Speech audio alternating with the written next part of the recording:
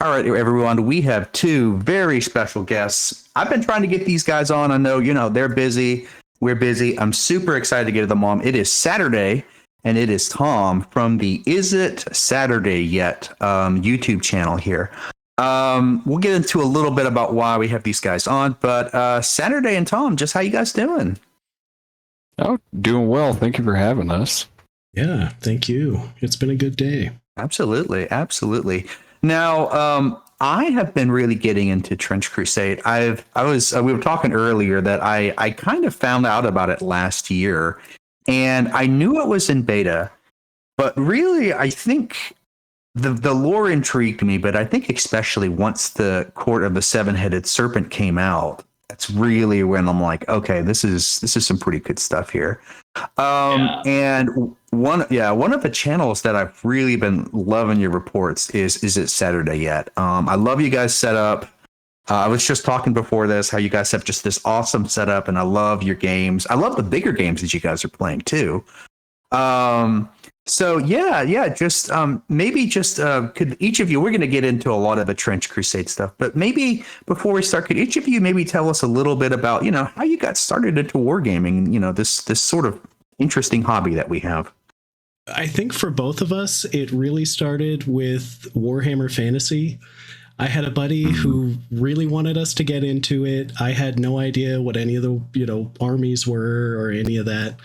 And, I always liked the Drow, the Dark Elves. So, of course, that's what I picked. And my brother here picked the High Elves. So we were immediately pitted against each other. The War of Eternity. And my buddy who got us into it had a High Elf army. So that really kind of sent us into it. And that was, we were still in high school. We're going on 10 plus years ago now. So yeah, about a decade. Oh, wow. If you want to really dig deep, like even when we were grade school, we were doing like hero clicks. Yeah. And I don't know if you remember the Mega Bloks dragons from back in the day, but we used to like make our own war games and had this whole table and doing dioramas and mass battles with them. So yeah, I feel like it was always kind of so like when we were little kids too, we were playing hero clicks. Our dad was super into Batman, super into comic books, and he just picked him up as an impulse buy because he's great at that and gave them to us. And he even made like a whole 3x3 multi-tiered map for us to play on. He got us into terrain building with it even. Oh, dude, and that was crazy. Awesome. Oh yeah. He used to be a school teacher, so he's like super into the hands-on like stuff with the kids, which is fantastic because we both have our littles now. And they paint with us, so like father like son there, I guess. Yeah. I wish your parents were I started gaming in the 90s. That was still whenever all this was still Satan worshiping. So it's like I had conversations with my parents specifically like, I'm not worshiping the devil. It's like I'm just playing games. Oh my goodness. Well, that's awesome. Oh man. And hero clicks. As a person who's a huge Mage Knight fan, hero clicks are great. I know they've switched over, but that's some terrific stuff. We had dabbled with the Mage Knights, but when we were, I don't know, 8 and 7, or maybe 9 and 7 years old, somewhere in that age range.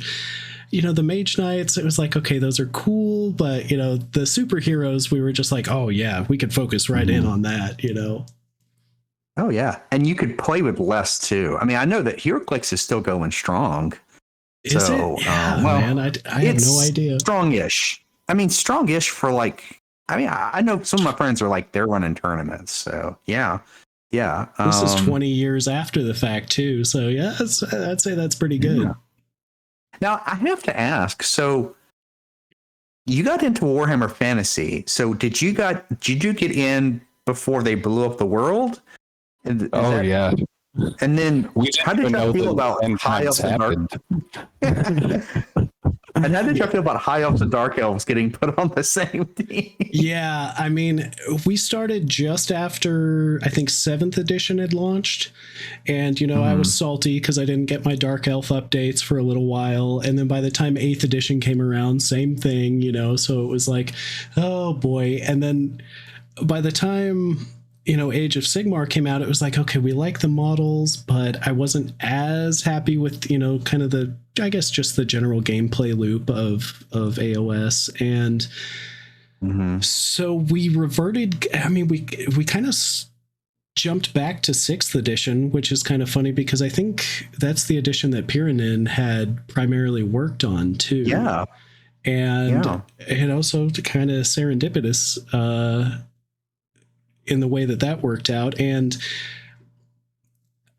we just enjoyed the rule set and the way it worked, and we were mostly playing against each other and maybe another buddy locally here or there, so didn't really get into the tournament scene. And for that reason it was like, all right, well, we'll just keep playing sixth edition until something else comes out. And we found Mordheim like 15 years too late, so we kind of delved into that for a good time. And oh wow, so y'all were if y'all are playing these stuff by Tuomas Pirinen, where did y'all hear about Trench Crusade? How did that sort of pop into your how did you hear about this?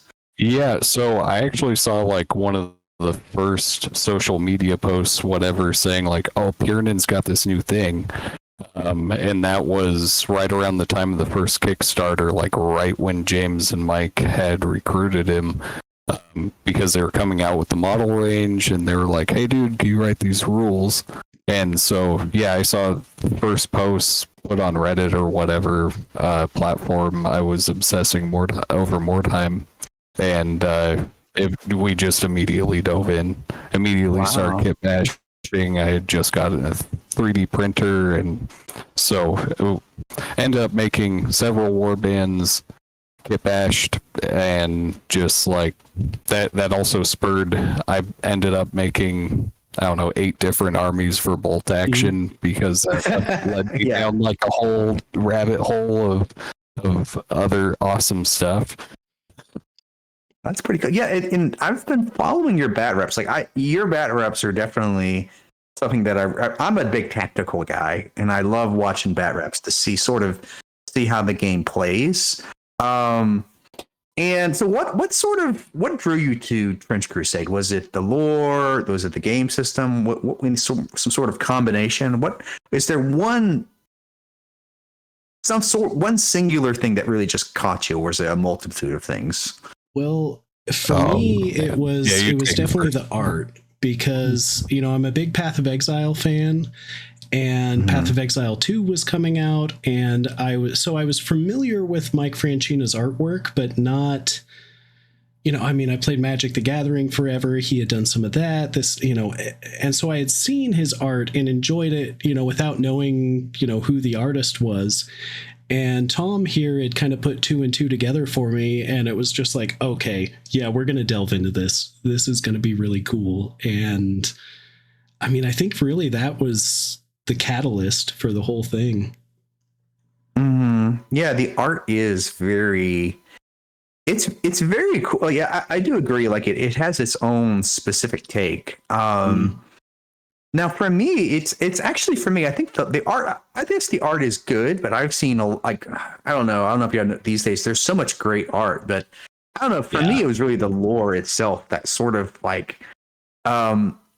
really sort of goes back to just a different time in wargaming, like those early 40K, and even early, I don't know if you read some earlier versions of Age of Fantasy, where yes, it was screwed up, but it was also just a little just weird and just sort of funky almost. Right. So is there like a favorite faction that you guys have that you're drawn to, or just a piece of lore that you really just drawn to? Yeah, something like that. Oh man, for me, New Antioch just like encompasses everything that I feel like Trench Crusade is, Okay. And so like every bit of it, it's like World War One, World War Two soldiery combined with just like all this medieval stuff and all the esoteric shit, and it really just checks every box for me because I'm kind of a like history nerd, and at that, like especially some of the weird side of things, esoterica, and so that it gets me. Okay, that's pretty cool. Okay, I love that you bring it because that's my favorite faction to Antioch. Saturday, how about you? What are you sort of drawn to? I've been maining the Court of the Seven, at least in our current battle report series. But honestly, the Trench Pilgrims are what initially had grabbed me. And that was the first army I fully painted and was very proud of. And a very good friend of ours wanted to play Pilgrims in our campaign series. So I loaned him my army, and he has been wiping the walls with me, at least our last 3 games I've played against him. And I mean, as much fun as the demons are to play, my heart is with Pilgrims. I feel for them. I really enjoy playing them. They have so many different options, and yeah, I don't know. That's probably my go-to.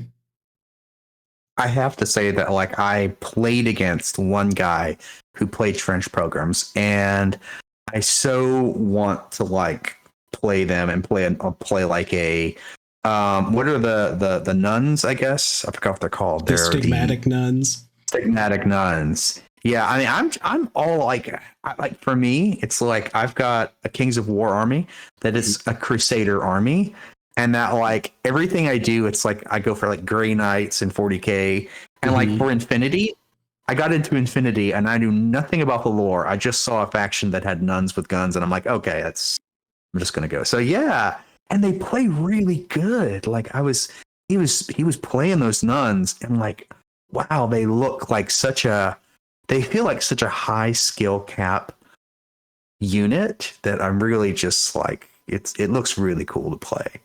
Yeah, pull the build off right, and they are just exceptional. I'm throwing 200-300 ducats at a Praetor, and anything else, to be fair, in the Court of the Seven, and he's got this nun that's worth like 120 at the end of the campaign and just absolutely curb stomps my Praetor. So it's like, okay, all right, something's going on here. Okay. I don't know. They're too good. Yeah. Don't nerf them. Court, yeah. Well, the Court, I thought I wasn't really that into Valor until I think the Court came out, because I think the Court to me really showed a lot about where they're going in the lore and a lot of what they're doing in the lore. Yeah. So I really liked them. I mean, the lore was good before, but before it was, the heretics were very nebulous, I felt, and sort of, I don't know. So, I mean, not that they were wrong. It's just like I felt the Court really gave a very good idea of what they want, and I don't know. I thought the Court was the great addition to the game. And I'm like, oh yeah, okay. Now I'm really seeing it. Oh, I totally agree, because like, I don't know, the heretics at first, I mean, I really liked the art and just the idea of the warband, but it just felt like, okay, here's your evil pilgrims or your evil, I know that's, evil TM, but or your evil Antioch or whatever. It's like, okay, all right, they're still foot soldiers and so on. But when the demons released, it was like, oh, this is new. What is a 60 millimeter base? Like, what? So now, one thing that, and I try to follow some of the discourse, but one thing I think I like about Trench Crusade, and I'm also a big fan. I don't know if y'all like, I love those types of stories, like maybe Dark Souls, where there's some mystery to. I love that there is some sort of that there's a mystery behind the lore. Like I know I was following the Temple of Metamorphosis, and from what I was reading on it, apparently they worship something. Is it behind a wall, but they don't know what it is yet? I think, is it something like that? It's just a very interesting thing about how they do it right now seem to be keeping some of the cards close to their chest. How do y'all feel about? And I want to bring this up because some people like, I guess we would call soft lore, which is a lot is sort of left to the imagination, and there's other people who really like it. They want everything sort of nailed down. How do you two feel about, like, where would you love to see the lore go? Oh man, I am a huge fan of Pulp Fiction, and so the more that they just leave gaps and write all of these stories from very personal perspectives is better for me, because it just generates these short dynamic stories that are really about the people and less about all this meta level stuff that I don't necessarily even need to know about the universe to get a lot of good stories from it, you know? Yeah.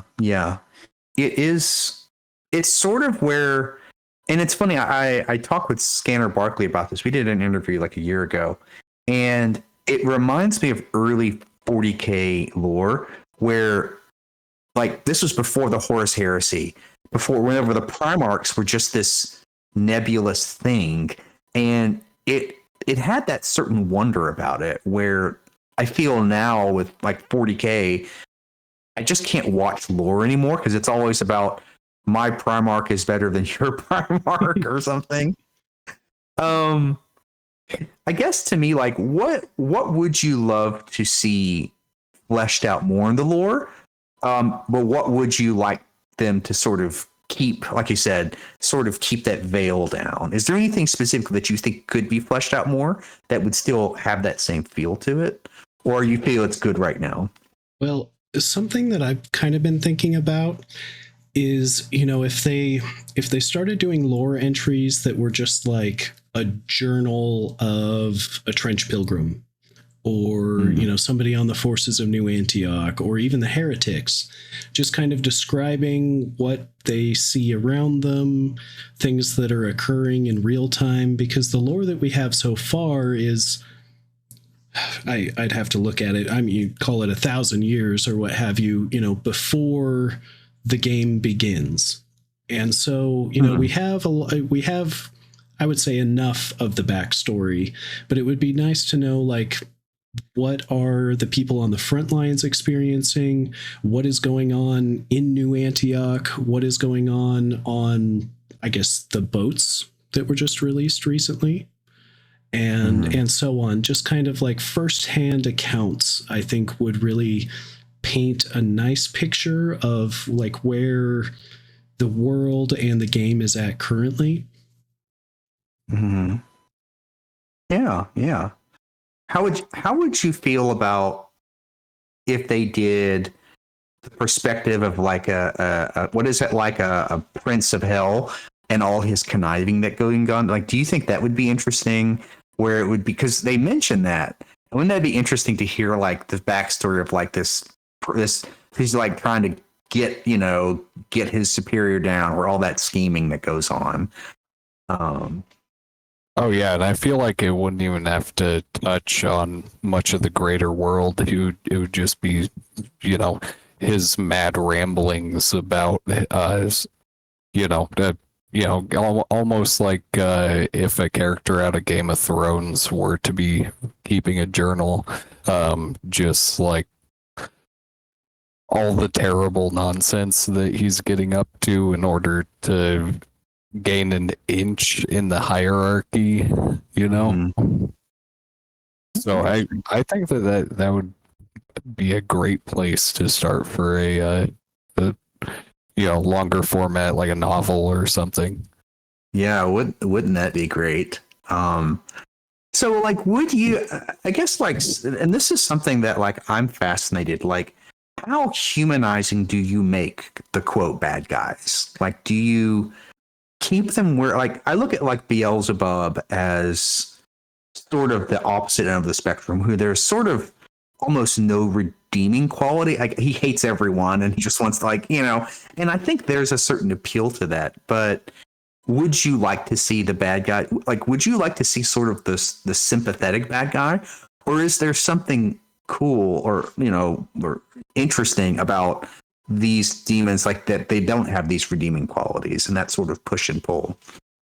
I think they could really build onto that with some sort of like transcript or otherwise of like the communications between, the lords of the court of the seven against, Beelzebub. Because, he's supposed to be part of the court and so on. And I always joke with our two buddies who play the Black Grail is like, you must return to the court of the seven, but we don't even know fully why, Beelzebub pulled from the court and like what the whole idea behind that is. Like, are they still allies technically, or are they openly warring against each other? And I don't know, just like some sort of communication I think would be pretty cool. I mean, almost going back to the idea of, like a journal from somebody on the front lines would be like, so what was the communication? What was said between these demonic forces that now they can't agree even with each other, at this point? Yeah, I would want almost to see like, are these demonic forces, are they like, I would love to see if they're actually like as petty as they're described. Like, are these, are I don't know. I'd really love to sort of see some of that. Like you said, a journal entry would be a really interesting way to kind of flesh that out on a personal level.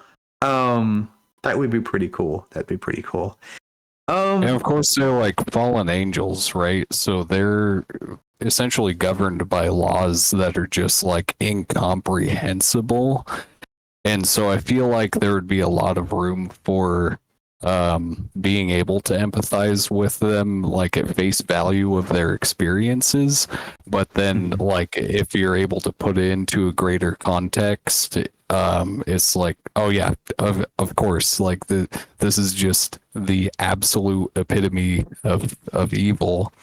But like, because of this eternity of backstory, it's actually pretty easy to empathize with like their current situation.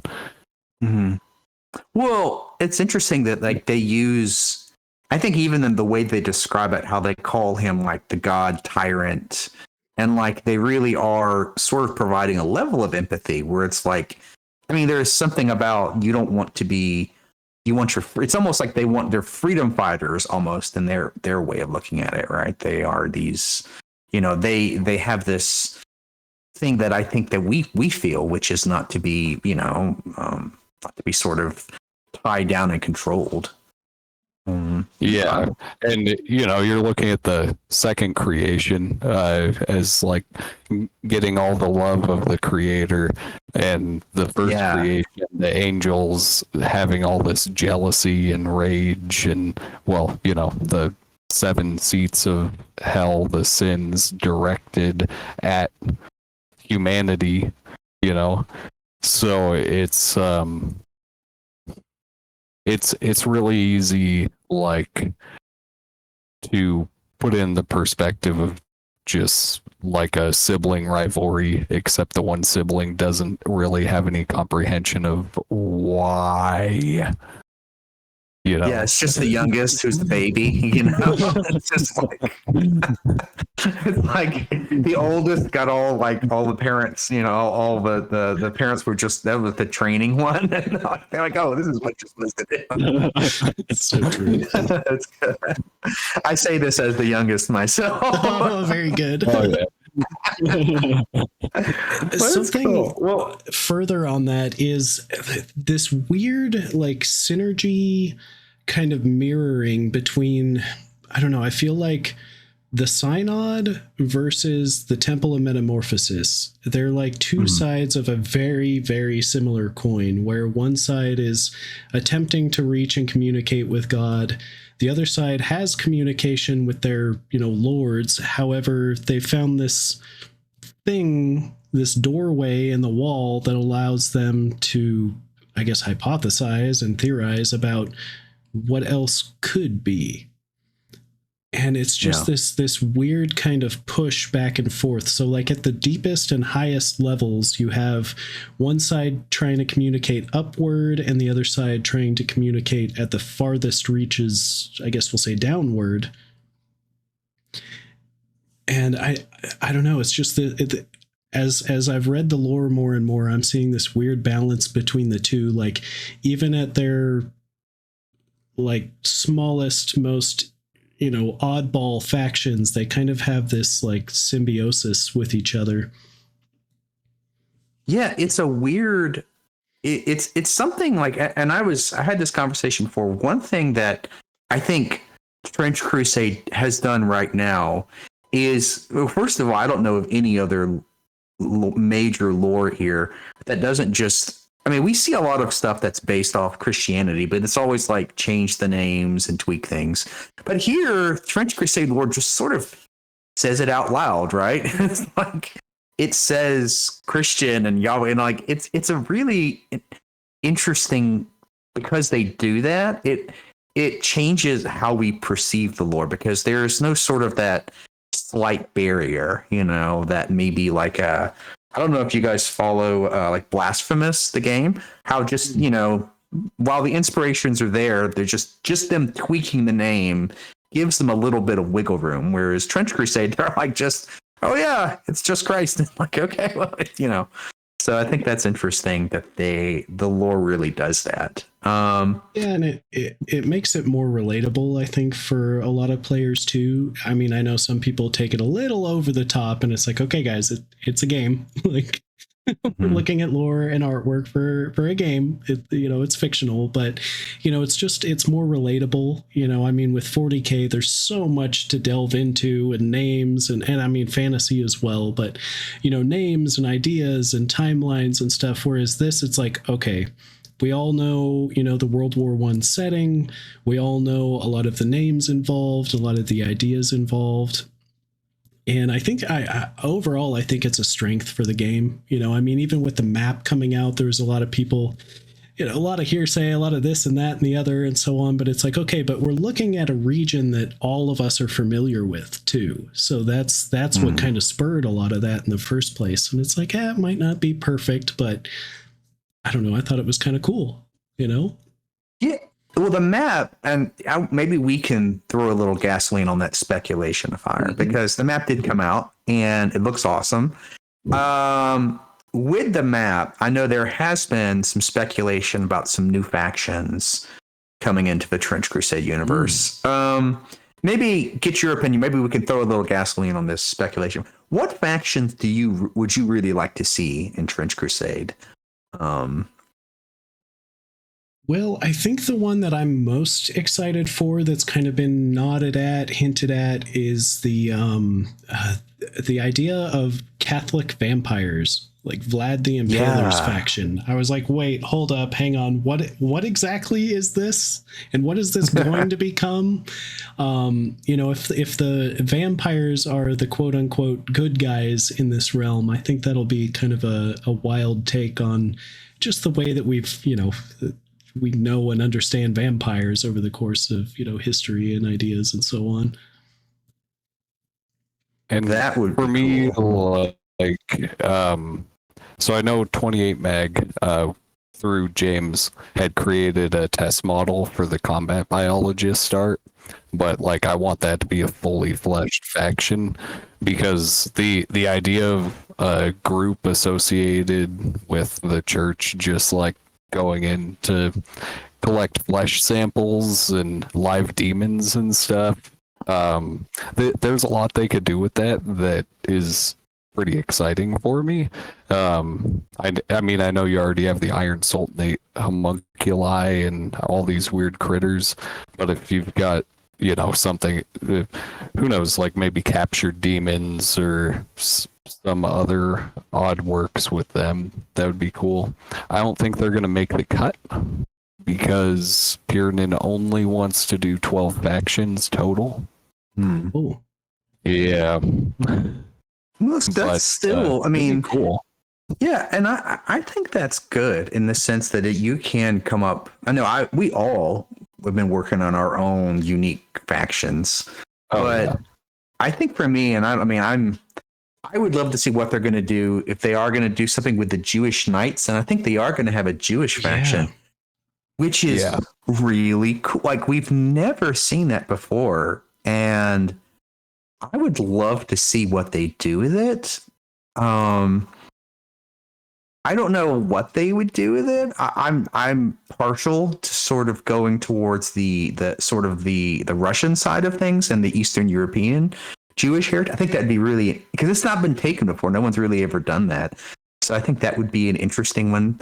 Maybe bring those in with like, I don't know, maybe like the Asians or like even like the Gypsies or something. I don't know. That would be a, That would I be don't know, really like, interesting. Yeah. yeah, there is this sort of vagabond class that happened, and I don't know if the Jews would fit in there, but I'm really interested to see what they do, especially Jewish Knights. Like, what would those look at? And so Oh yeah, and with 800 years of changing that entire timeline with the Crusades and all the politicking that went on, during that time, who even knows what these various enclaves look like? And I can only assume that they would be almost indistinguishable from like what we would have seen at the onset of World War One in our timeline.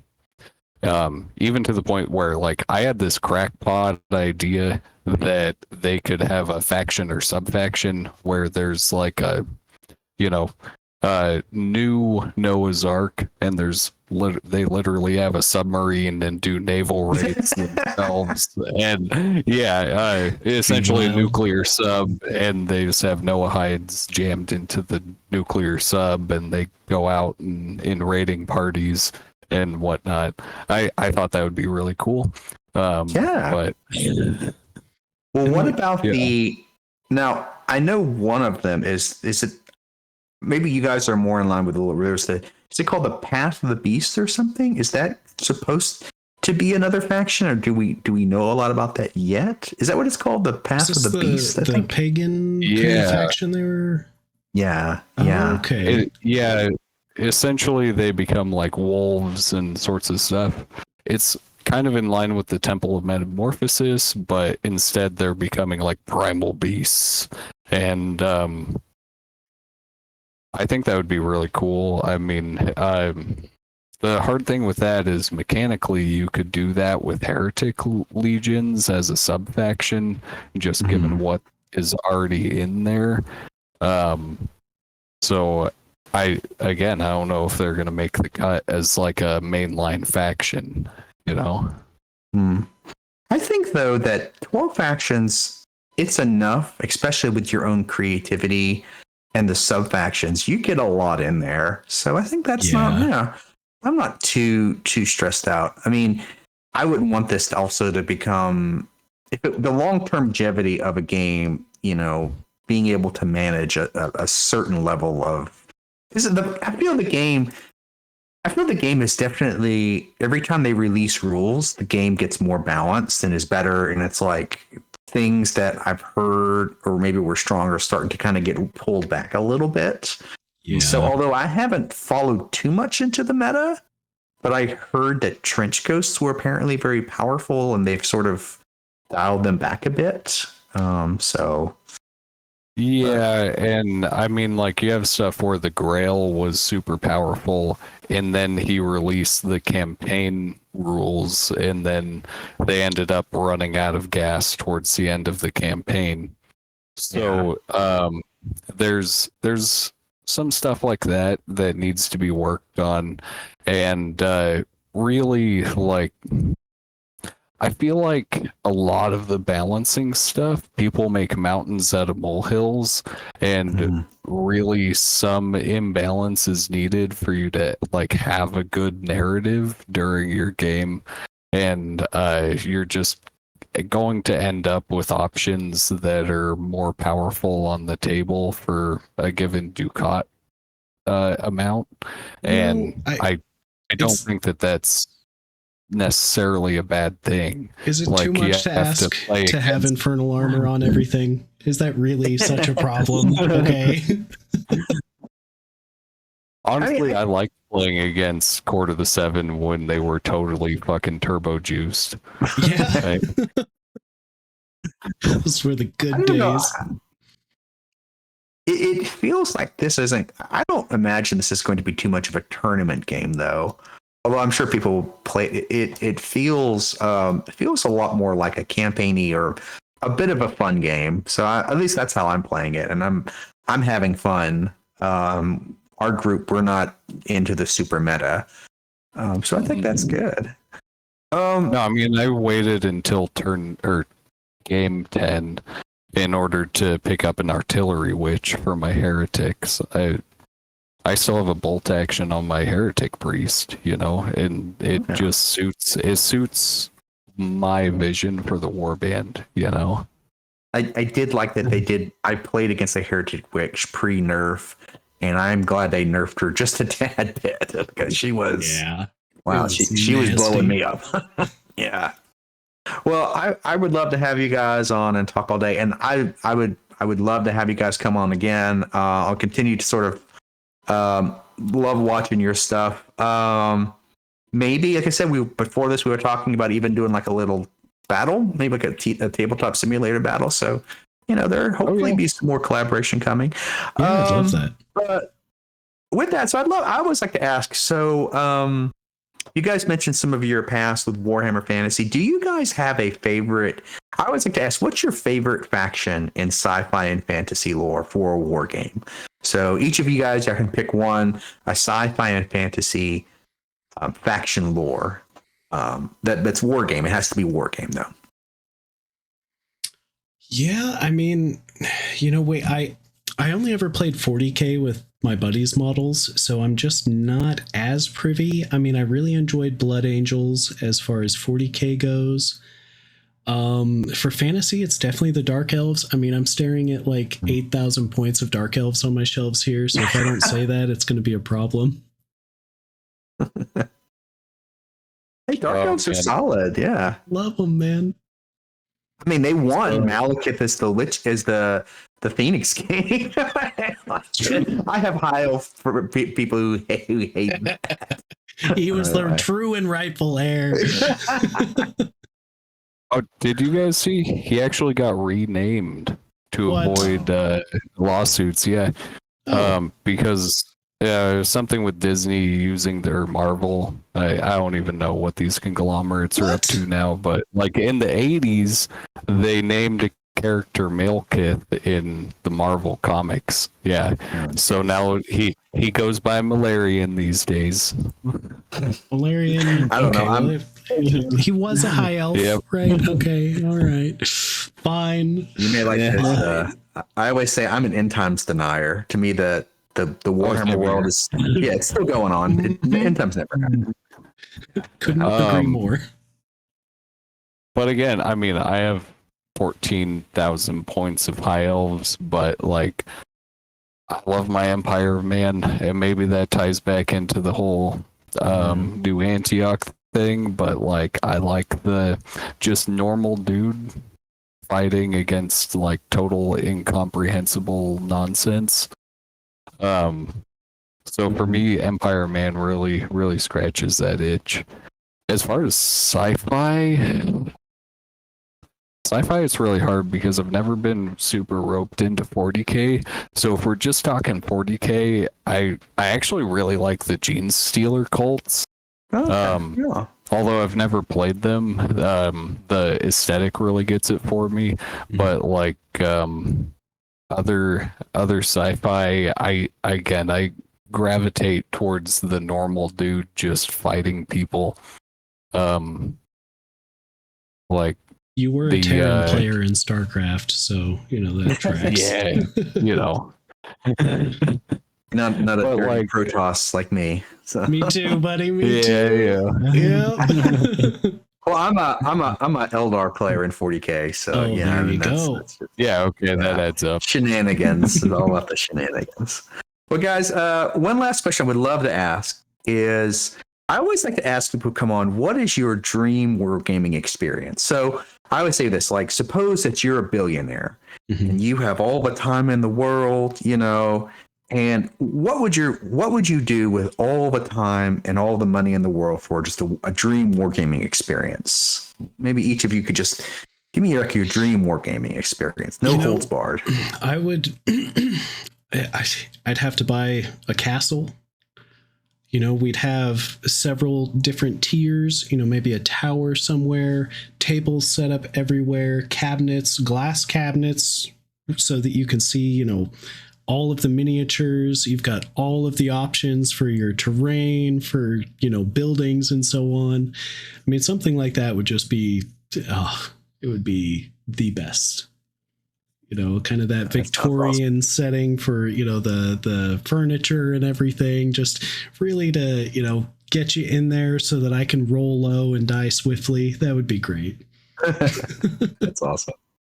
That's awesome. So I've had a lot of time to think about this because I'm like a systems guy and a forever DM and all of this. And so for me, I think there would be something where you tie in something like the Great Pendragon campaign, where you are playing as a nobleman and his sons and his sons' sons over several generations of kingdom building. You have an entire,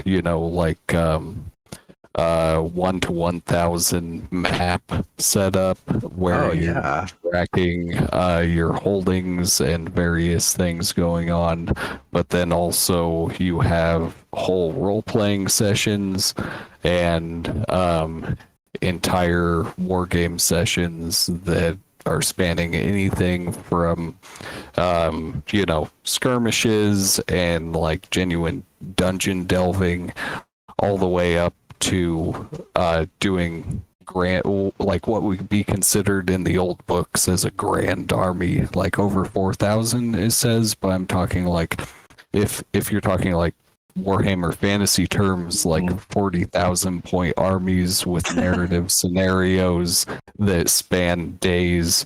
That's give me $1 billion. Yeah, give me some money. I'll fucking make it happen. I will curate an experience that the Grogs will write about for generations. All right. That is awesome.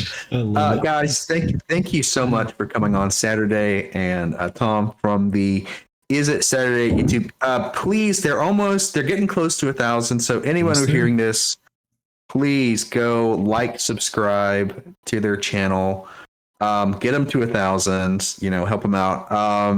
Love your work. I'll continue to watch your bat reps. I was watching your earlier one. I think it came out today. I was watching that artillery witch blow up something. She got some work done. So you got some work. Oh yeah. So anyway, thank you guys so much. Maybe could you tell us a little bit of what you have planned for the future? Well, we've got 2 games left in our campaign series. We want to do a couple of kind of one-off games, maybe 700 or 900 points. We might even delve back into like some bolt action, maybe even some Mordheim, before we get another campaign series started. So, we're going to play around. Maybe some Tonks. Yeah, there was talk of Tonks. That's a nice, easy game to pick up too through... was that through 28? Yeah, Apocrypha now has the rulebook posted up on their 28 website. Okay. So lots super quick and easy. It's like put down whatever tank you have, and you just pilot that tank, and you can play up to 8-10 people, whatever, and it's a good palate cleanser. Oh, nice. I'll have to check that out. Well, guys, I appreciate it. Thank you guys so much. Yeah, of course. Thank you. Thank you.